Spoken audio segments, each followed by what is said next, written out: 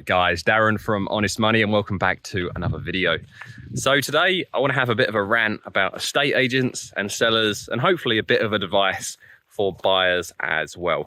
So we're coming to the end of July 2023, moving into the summer holidays, which is peak holiday season, and the housing market is going to get even slower than it has been for the past 6 months. We already know that transaction volume levels are down. I think the latest figure said they're down on 2019, which if you noticed, they don't bother comparing to 2022, 2021, 2020. We're now back to 2019. I wonder which year they'll start comparing to next. But either way, we know that transaction volumes are down.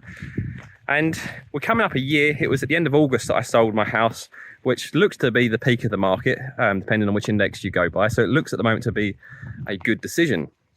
But coming up 1 year on, I'm still absolutely staggered by what is happening with asking prices. So if we recap what's happened over the last year, we had the mini budget, we had the fallout from the mini budget, we've had hike after hike after hike.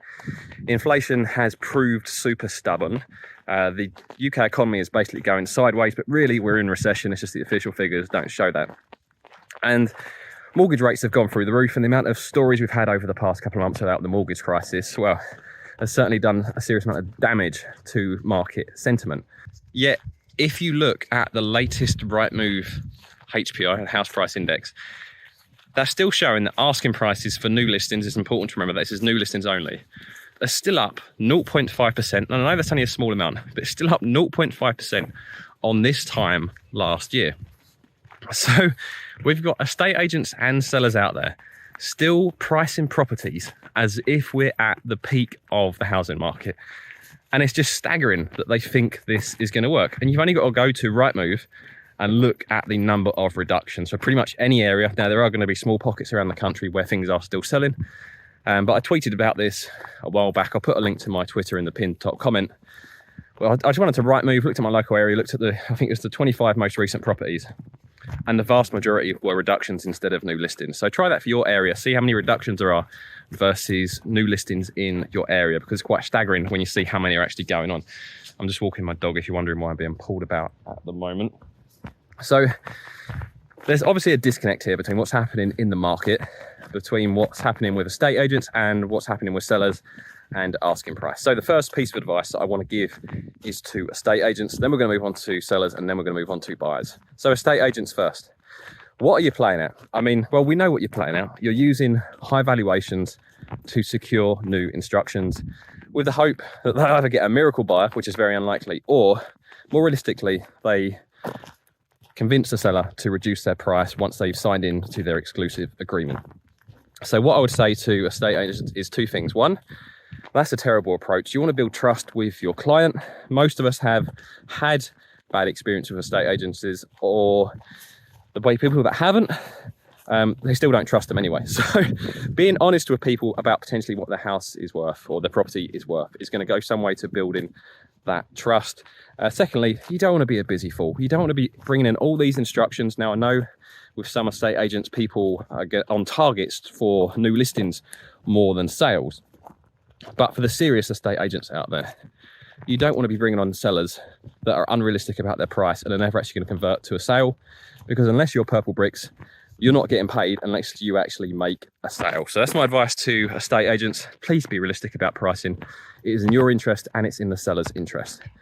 Now to sellers, I would advise you to do your own research. Do not rely on estate agent valuations. Do not rely on going somewhere like Rightmove or Zoopla to get a general idea of what your house is worth. You need to look at sold property transactions, see what comparable properties were going for recently, and then you need to be selling below that price. You also need to be looking at what's being sold on Rightmove at the moment that's unsold, and pricing below that as well, because anything that's gone sold on Rightmove probably was an agreed price below the asking price as well. So you've got to do your own research on that. There's plenty of channels now on YouTube, and mine, you've got Moving Home with Charlie, and there's a couple others that are covering the most recent data that you guys need to be keeping an eye on so that you can make your own decisions and your own judgments. Don't just trust estate agents, otherwise you'll go on at the wrong price. And if you do speak to an estate agent and you think they've given you an unrealistic price, don't be tempted to just test the market.